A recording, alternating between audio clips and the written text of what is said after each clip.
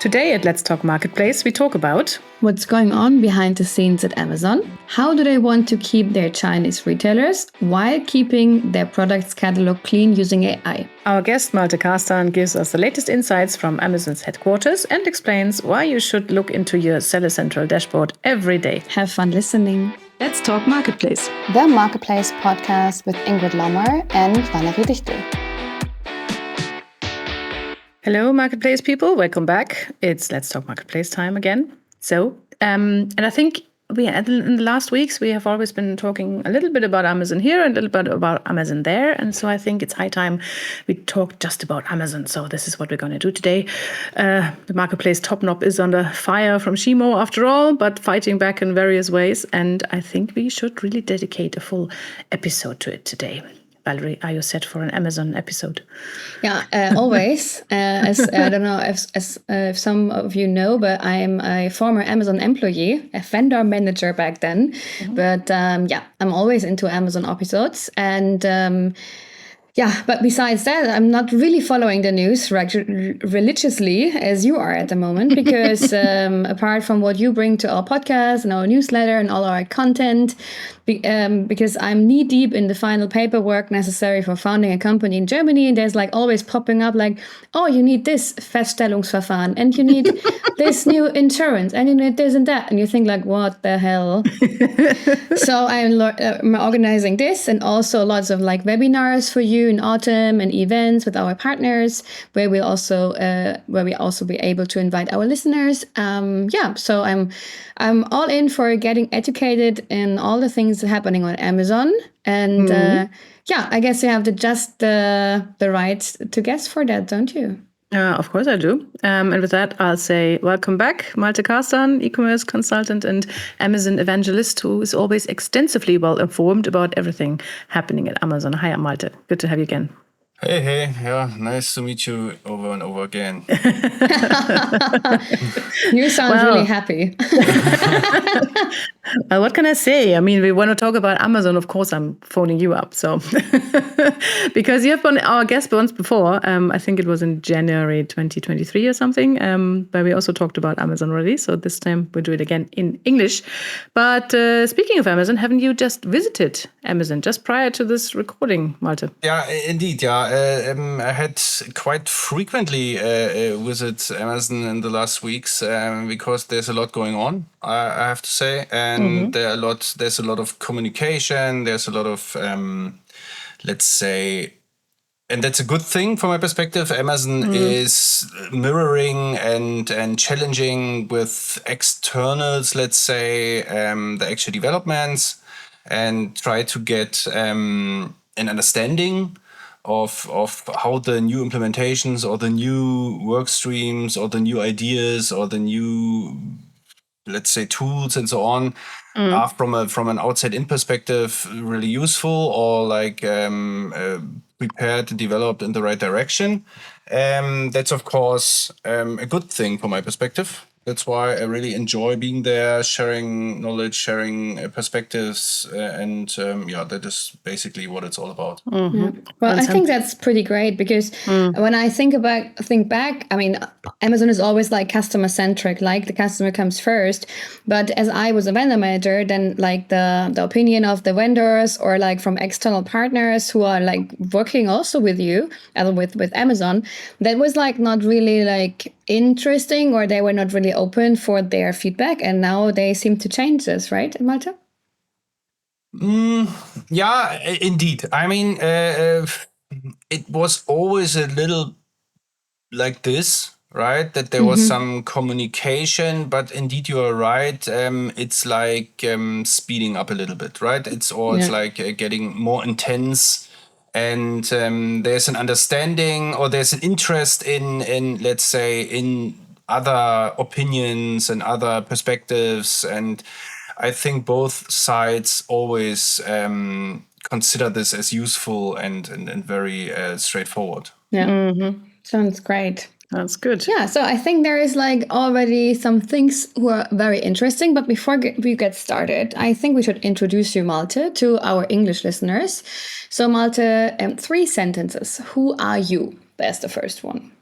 I'm an consultant, let's say, back then, and bootstrapped my own businesses, and in the e-commerce space, really like 25 years ago, and then moved over to the consultancy side. And since 2018, I'm helping companies improving their e-commerce business, digital strategies, coming out of the pure retail shops on the street world or whatsoever, moving into e-commerce, especially, of course, into the Amazon space.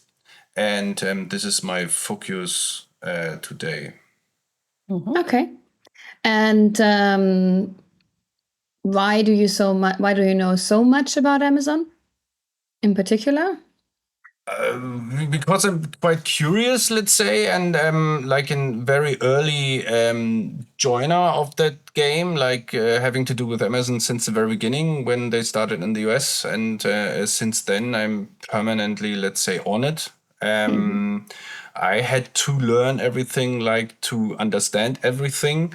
I had to be on top of every single wave to let's say, for my own businesses, to give it the best possible push. And today it's for the companies I'm working with, I would like to know everything and would like to understand everything, have to know everything, because the questions are really broad, and I need to have let's say, an explanation or an answer for everything, right? That's why I'm simply chasing and learning and understanding, challenging everything that comes out of the Amazon space in particular.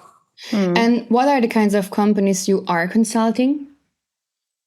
I mean, it's basically today a little bit different like it was in the beginning. In the beginning it was more like really transitions and onboardings, let's say, into the e-commerce world. And today it's more about optimization, like really established companies that have some sort of an e-commerce legacy, but want to improve what they're doing, want to optimize, want to enhance the actual the way how they are approaching Amazon e-commerce in generally, and so on, right? Okay. Right. Okay, so now we've established again how great it is that you're back on our podcast, or on any podcast actually, about talking about Amazon. But before we dive into that a bit deeper, let's have a quick look at the marketplace news of last week after a very short advertising break. Today, we'd like to introduce you to our new sponsor, Kaufland Global Marketplace. This is a German online marketplace that has been around since 2007, when the platform was founded under the name Hitmeister. Since 2021, it's been called Kaufland.sk, and last year, Kaufland Global Marketplace went international. Yeah, now Kaufland is not only available in Germany, but also in Slovakia and the Czech Republic, and new platforms in Austria and Poland will be added this fall. Kaufland is already well known in all these countries thanks to its strong network of bricks and mortar stores. This means that a single registration will give you access to all Kaufland marketplaces and thus to 81 million potential online customers.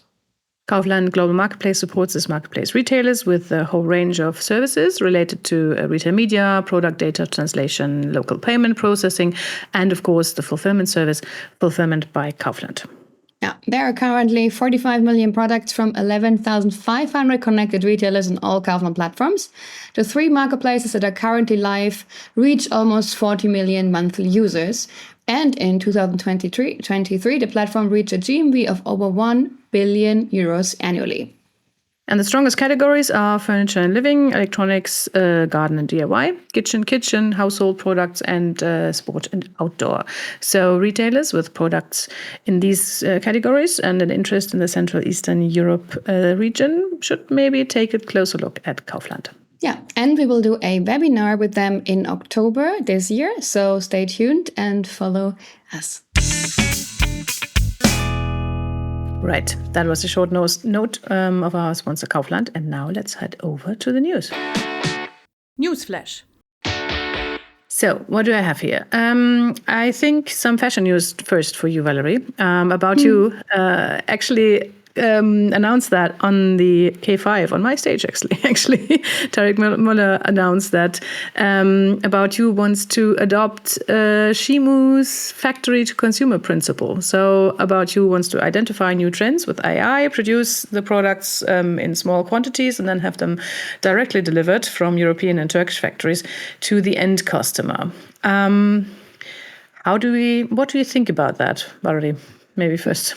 Well, I thought about also like a project of Amazon back then when I worked there. It's like almost 10 years ago.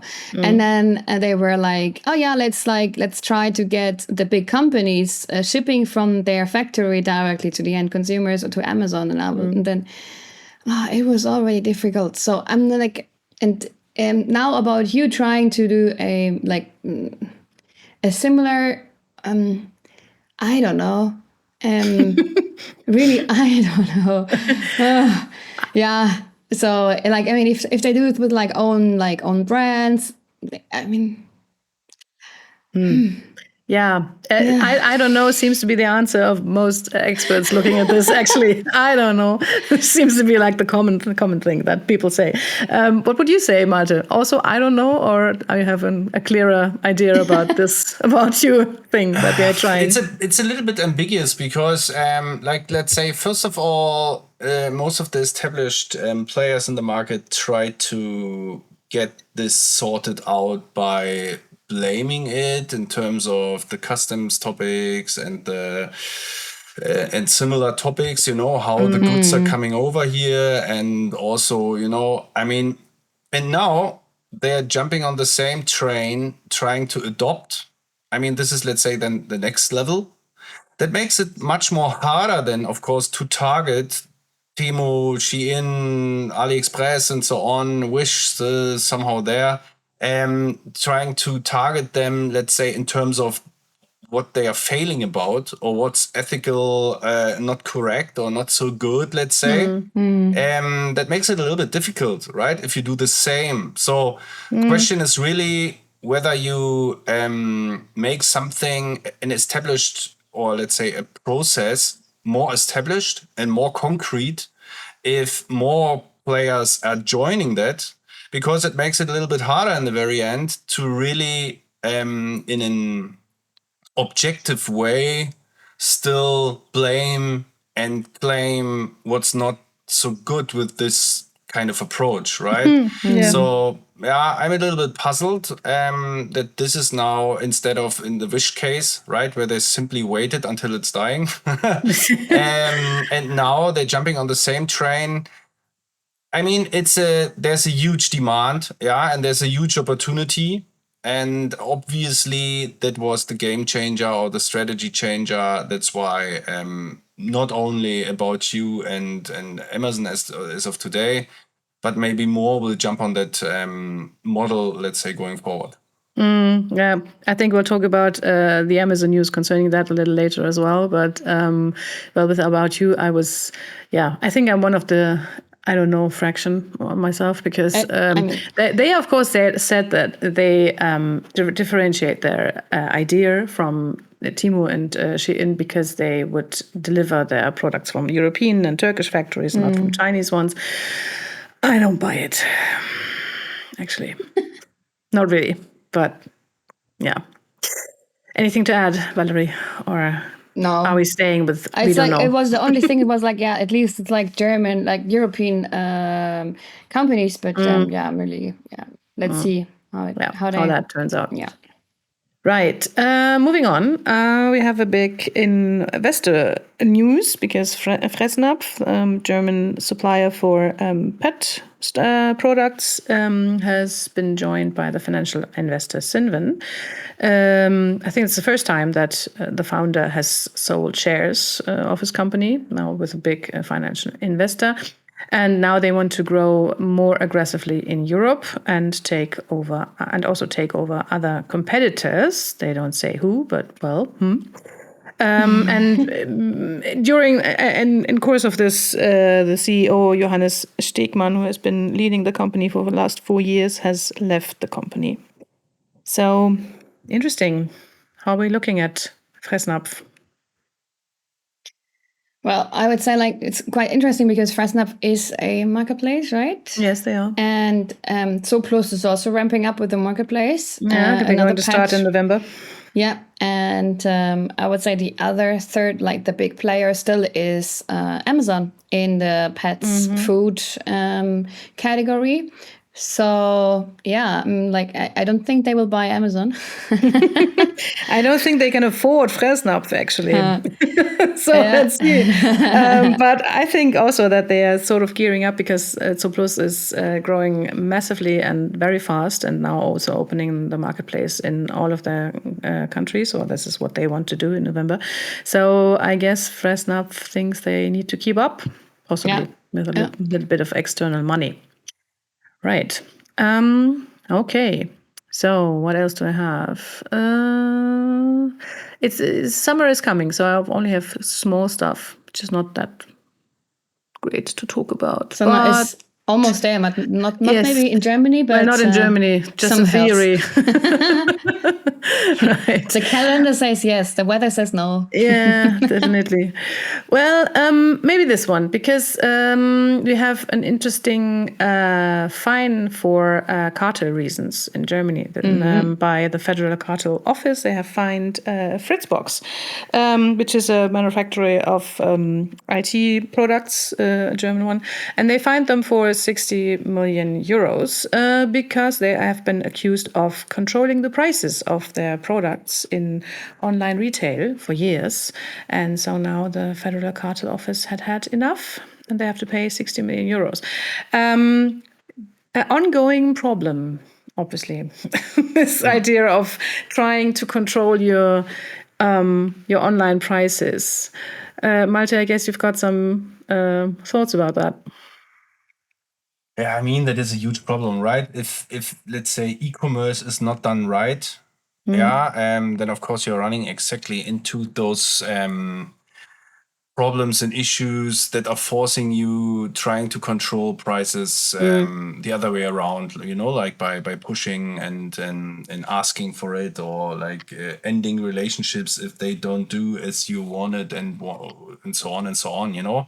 There's a certain, I have this discussion, like every week. Yeah, there's a certain suggested retail price, and this and that marketplace, or this and that seller on that marketplace feels not bound to that certain price stuff. Can we approach them? Can we penalize them? Can we do something about this?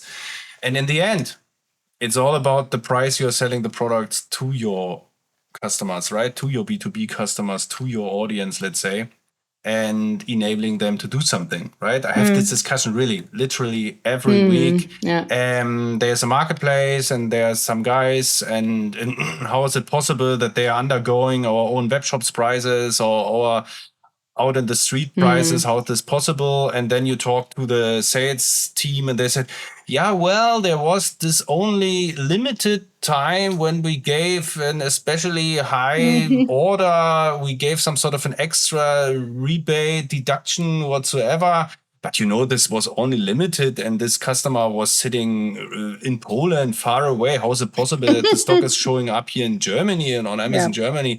We were not expecting that. And so this is really the situation every single day. So you have to have everything under control in terms of pricing, have to align and have to, let's say, synchronize your different channels, name them, right? Only then it's possible that you have a clean, let's say, clean distribution approach towards all customers possible.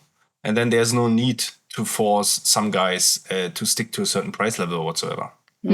Obviously didn't work out for RVM because they said that they wanted to give their brick and mortar retailers a bit more of an edge against the online retail, and this is why they have been trying to control the online prices. Of course, that didn't work out, right? But as you say, this is an ongoing topic all the time, and for all the brands, obviously. Right. I think that's it for my news. So we can now go over and talk a little bit more about Amazon. Topic of the week.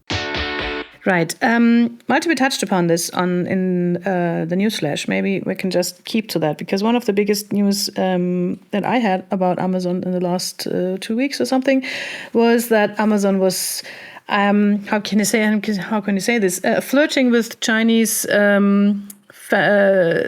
companies, with Chinese factories, and trying to build some kind of Temu 3.0, I don't know, or just copying Temu, basically, by offering the Chinese retailers to deliver their products directly into the Chinese Amazon storehouses, and from there it would be sold to American customers. So basically, Temu. What do you think about that? I mean, isn't Amazon always the company going ahead, trying new things, and not just copying something that's working out for someone else? Yeah, I mean, it's like this two-fold approach Amazon is capable of doing, right? I mean, Amazon is not giving up its classical business as is, right? Like replacing it by this Chinese approach. So basically it's quite smart to do both, basically, first of all, right?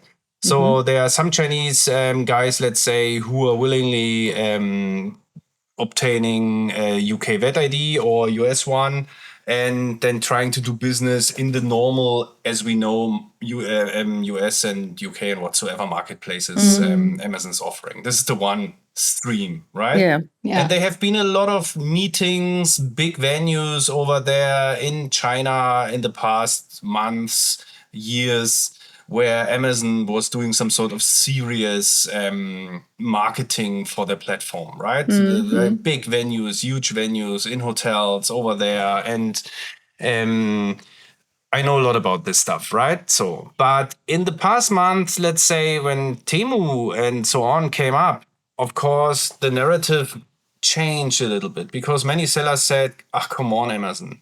There are so many regulations. There's so many blockers. It's so complicating. We are always clashing with the authorities over there. Amazon, have you heard, are those new opportunities like Temu and established ones like AliExpress and so on. We don't want to follow your guidance, let's say, how to approach the customers worldwide in the way it's established. We might be thinking about doing it elsewhere, right? And this, of course, alarmed Amazon pretty much. And there was one big and I think very important meeting. It was only a few weeks ago now in China, where Amazon over there said to the sellers, the potential sellers, the Chinese guys, exactly what is now dropped in the media, right? They said, we will do exactly the same like Temu is doing. Don't leave us. Don't run away. We have a solution for this. We will help you more smoothly and without all those barriers, bringing you in front of the eyes of the US customers, first of all. So you think this is more about keeping the Chinese sellers and less about catering the low-price American customers?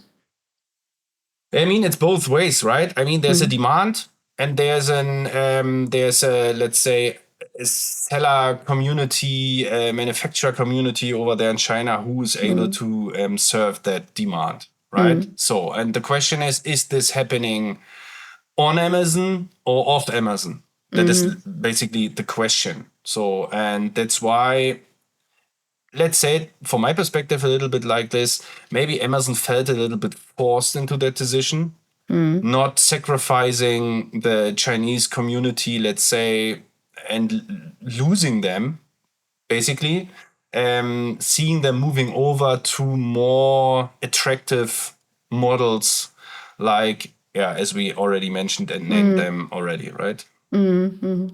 Interesting. Yeah, because I looked at that and I was actually quite perplexed in the beginning, because I thought, okay, what are they doing there? But and then someone pointed out to me, I think it was Ed Sanders actually, who said this is about keeping the Chinese sellers and about being still attractive to them. So this is going in the same direction. Interesting. Right. Okay, but was actually not the reason that I actually invited you because when I first contacted you, we had some interesting AI news from Amazon coming up. So maybe you could sum those up again for us and for listeners and give us a bit of your ideas about it. So what is Amazon doing regarding AI at the moment, and how is it touching on the sellers now? Ooh, there's a lot going on. Let's say, beside the news dropped recently and what is already, let's say, established since then, right? So it took us a while here to connect. So time was chasing. It was happening already. I mean, let's go back a little bit into the past. Last year, Amazon changed something really significantly, being a little bit more confident about the capabilities of the AI they're using. They changed the entire listing landscape into some sort of, let's say, they call it the anchored everything. Let's say from an anchor. They have today, if you today create a listing, then in the beginning, then you cannot change this later anymore. There's an AI, let's say, controlling it. If you want to name it like this, it's controlling it. You cannot change listings later. They are anchored values. And this is much more strict than it was in the past. It's, of course, all about those hijacking stuff and benefiting from listings with legacy and then simply changing the iPods or whatsoever later to your new, garden bench or whatsoever, benefiting from the 40,000 reviews it already had. All those hijacking approaches, Amazon would like to eliminate. And that's why they closed everything. And this is strictly controlled. And there's also a lot of values that are proposed by in the background already. What is correct or not correct? This is also, let's say, controlled by AI. This is like, let's say, a preface.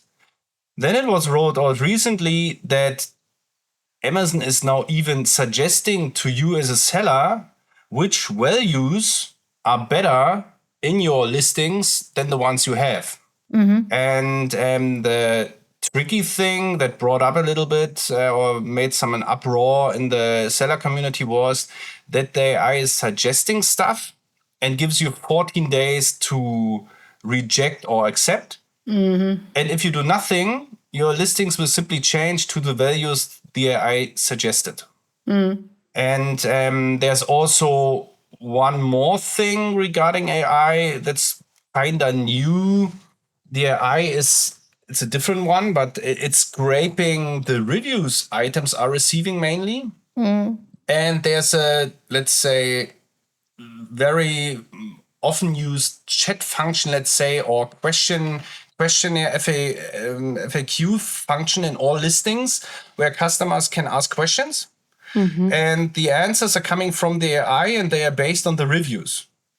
That's also quite some new stuff. And I mean, this also is a little bit tricky because you as a seller, you're not really in control of your reviews, right? Of the content of your reviews.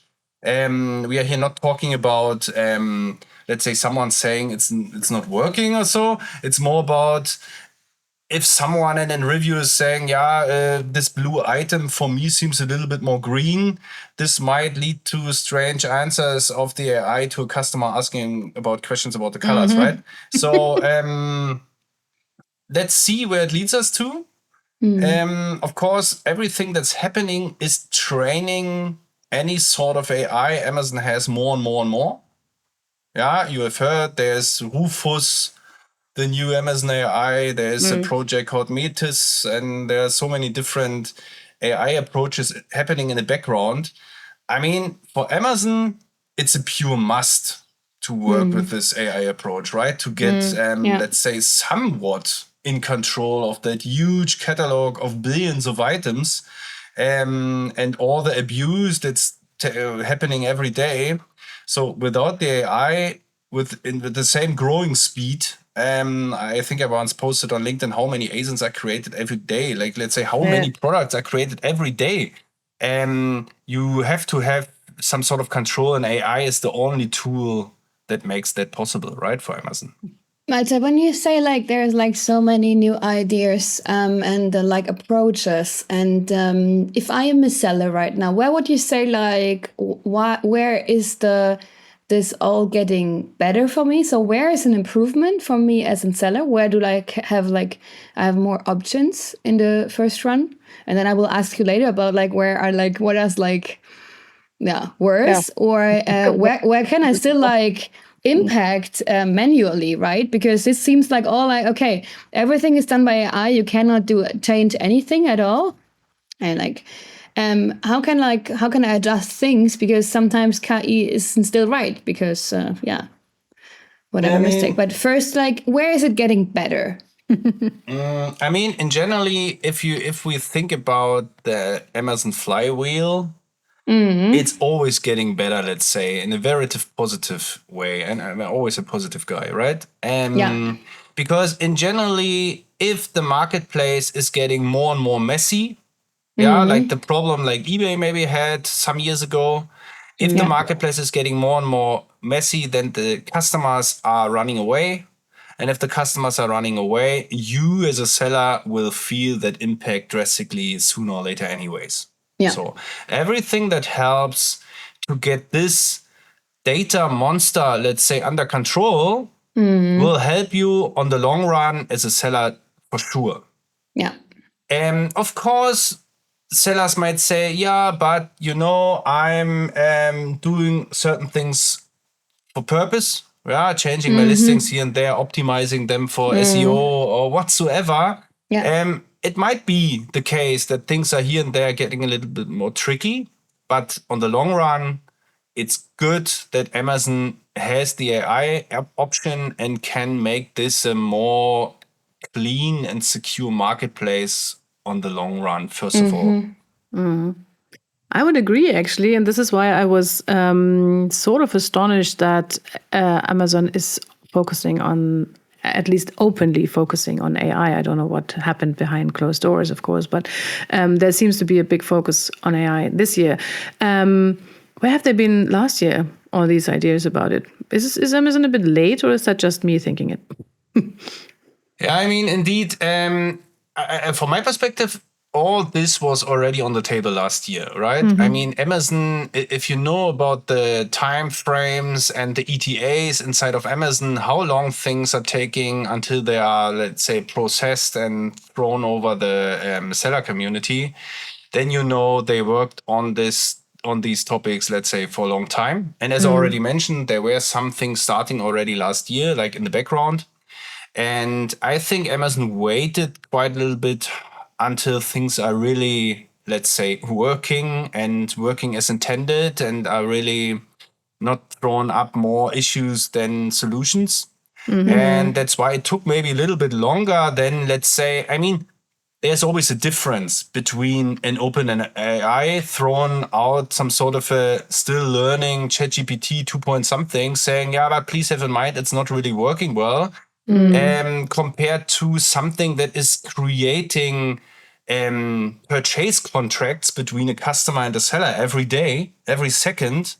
That is quite a different approach, right? How made sure an AI has to work and has to function until you, let's say, put it live, right? And that's why it seems a little bit late.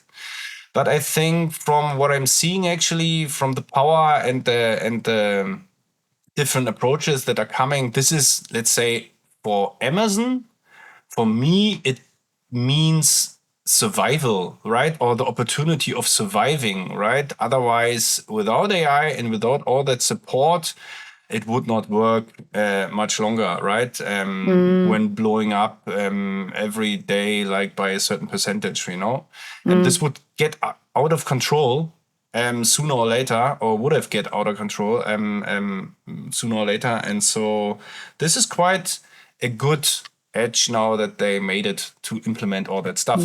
And you are right, Ingrid, it's all about AI. Regardless what you visit actually in the Amazon space, what venue, meeting, the biggest topic is always AI. right? Regardless whether it's advertising, there's also a new advertising approach with AI I haven't mentioned. That makes sense, And every single meeting has one core topic, and this is AI. Interesting. I just remembered last time when we talked, when you were on our podcast, we also debated one of the main critics about Amazon, in that case coming from Alexander Graf, and he was just talking about what you just said, that Amazon is not going to survive if they can't keep their catalog clean and their marketplace clean from stuff that shouldn't be there. Yes, because then the customers would start running away. And now you say, okay, this is sort of a survival approach for Amazon. They have to keep it clean. And now they're doing it with AI. Find it interesting. Right. So you have also a look into the seller community, of course. And I think you were the first one posting these new features on LinkedIn, which created quite a roar, of course. So what do sellers think about this? You're a positive guy, but I think not everyone is looking at that as positive as you are. I mean, that's true, right? I mean, but this is not limited to this topic, right? I mean, let's say a very high percentage of the sellers are not really...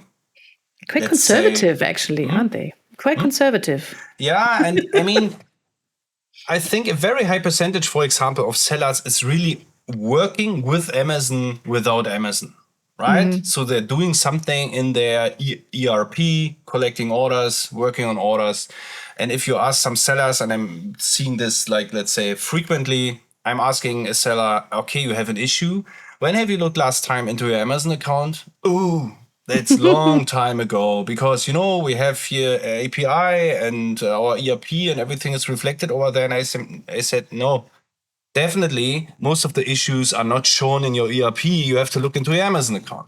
And if this is the case, then of course, such sellers are really sweating now, because now they have to look into a certain new dashboard and have to reject certain changes on their listings. Otherwise, maybe in some cases, things are happening that they truly do not want, right? Some changes are applying that they do not consider correct even, right? So it demands a very close monitoring and checking SOP structure regarding your Amazon account. And that's the same for everything, right? I mean, it's not limited to Amazon as a platform. It's the same for all platforms you're working with, right? You have to be very close to that one. And yeah, there's another dashboard. That's really what I can say. And this dashboard needs to be monitored, and you should be incentivized to do so. But I mean, it's only one of the dashboards you should visit daily and regularly, right? So this is for many sellers, and you call it conservative. This is definitely an approach for sellers, and it's not new from my perspective. It's like an established problem. Looking over to you, Valerie, and to the brand customers that you are often talking about and who also sell directly on Amazon, are they always looking into their dashboards? Is that something that is like part of normal marketplace manager duty, or not really? Yeah, well, I would say like most of the brands are like really working with their Amazon seller, and if they are connected directly through the seller business, because sometimes they're using also middlewares. But the thing is, like with Amazon seller, you can like organize much more like details, and as Malte said, you see much more what's really happening, not just like through the APIs and so. But I would say also that many brands have dedicated marketplace managers who are responsible for Amazon, and those are really working day by day with the seller account. And the seller central. But it's depending on like how deep you are and how much time you want to spend. But I would say overall, how important the channel is, of course. But okay, but I have to say, sorry, but I have to say, I mean, it's maybe a bias that I'm, let's say, that I somehow stick to. But if someone has a problem, and I looked into thousands of Amazon accounts in the past, right? If there was an issue, there was always a reason, right? And the reason was most of the time that in the account, everything was already more than red. Yeah, customers asking questions over and over again for weeks, or dashboards are really throwing red flags all across the space. And the customer was sitting in front of his middleware saying, no, everything looks quite normal in my Everything's whatsoever. fine. Plenty markets trade by the typical fashion thing, and so on, right? So the middlewares are definitely not importing metrics and performance notifications and customer communication, yes, from time to time, but then also only the customer communication that follows certain rules that are set up, and that's why there's always an overlap or something falling behind. And if you really want to do it right, you have to be in control, right? Yeah, definitely. And I also say that if the Amazon account is really, really important for them, I often also recommend the brands, if they are opening all those things, then I often recommend that to do like the Amazon business separate, because it's often not so well done through the middlewares. That's what I experienced. Yeah, other marketplaces are much better done through. Sometimes you don't even have an option to use without a middleware. But with Amazon, the better option, if you really want to go into the depth, then Amazon Seller Central is important. Yeah. Okay. I'm looking a bit in the time, but before I'll let Malte go, I'll still want to see if I can't wriggle any news out of you that you haven't announced yet. So we've been talking about AI and how important it is for Amazon this year and how much they're focusing on it. Do you have any insights, Malte, on what areas they're also working on for this year? Is there anything else that might be coming this year, but sellers should maybe have an eye on?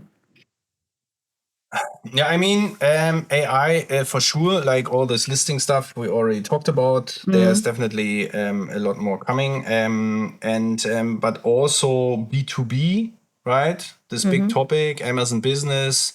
There's a lot going on behind the scenes, and there will be a lot changing also going forward. Like, I don't know how familiar you are with this Amazon Business part, but Amazon has truly understood that there's a huge demand out there for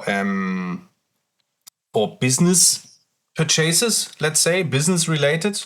Yeah, that some people in big companies are regularly buying stuff from paper until pencils until whatsoever.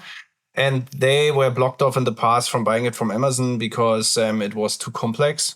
Yeah, dealing with countless sellers, and Amazon is consolidating all that, right? So if you in future will buy from Amazon as a business buyer, let's say, for a business reason, then Amazon will consolidate all your purchases from different sellers into one basket, let's say, into one invoice. Yeah, and that's pretty important. And also, you only have then one company you're buying from. It's simply Amazon, and not ABC company and blah blah blah office supplies company. Yeah, that's one big change. That is also coming then with, of course, certain requirements and certain changes. Yeah, if you change your account, and there are a lot of customers on Amazon already doing it. It's a huge growth section in the Amazon space. It's the B2B part. Yeah, definitely. And if you are changing your account to B2B view, let's say, then of course you are no longer, and this will more and more change and will be more and more strict, you will no longer see items that are not enabled for B2B. That means those customers are seeing a limited amount of items. Only the ones where sellers were smart enough to open their listings up also for B2B customers. This is quite, there is not much you have to do, but you have to do something. And so I've talked about IBA, Invoice by Amazon. let's say I'm putting from countless sellers 50 items in my basket, still I will receive one invoice from Amazon instead of 50 different ones. That's I have then to walk to my bookkeeping thing, department and then have to tell them, look, here's one invoice for €2. You have to create a new customer, your new seller in the system and so on. I can imagine that at Siemens or Mercedes-Benz or something, the bookkeeping is maybe not so amused about those ones and twos euros. So this is changing IBA, but also is changing that you will be or will get invisible as a seller if you not prep your items for the B2B view as well. That B2B customers who changed their Amazon buying account, let's say, to B2B view, will still see you in future. And I have heard like countless numbers about how fast the B2B section in Amazon is growing, but I can tell you that in Bratislava there is permanent party, because this is really tremendously growing fast and is a huge opportunity. Yes, yeah, definitely. Actually, I ordered also today from Amazon B2B. No. Yeah, no, that's a huge section, definitely. Interesting. And as you say, I think invoice by Amazon could be a real game changer. It's a very interesting thing for many bigger companies using it. Great. Okay. Valerie, any other questions, or are we fine with our news update on Amazon? I don't have any further questions. I mean, right now, but... We will just invite Malte again in half a year or something to get our latest update on whatever Amazon is doing. Right. So for now, thank you very much for joining us, Malte. It was great to have you again. And thanks to everyone for listening to us. And if you liked listening to us today, then you could make us very happy by following us and rating our podcast on Spotify, Apple Podcasts, or wherever you're listening to us, of course. And by tuning in again next time. So next week's episode is in German again. There, it will be just Valerie and me, and we will tell you a bit more about our latest exclusive infographics, the Marketplace Country Quadrants. Yay, our quadrants. And in 2 weeks' time, it's all about DIY. We have invited Inaki Maillard, the chief curator of Europe's biggest gathering of the DIY industry, the Global DIY Summit, with they have 1,200 participants there to chat with us about how the marketplace trend is changing, rather. I said old-fashioned industry to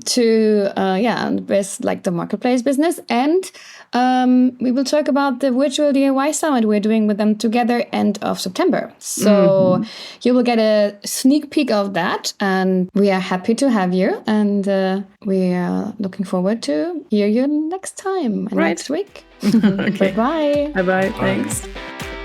You listen to Let's Talk Marketplace, the Marketplace podcast with Ingrid Lommer and Valerie Dichtel.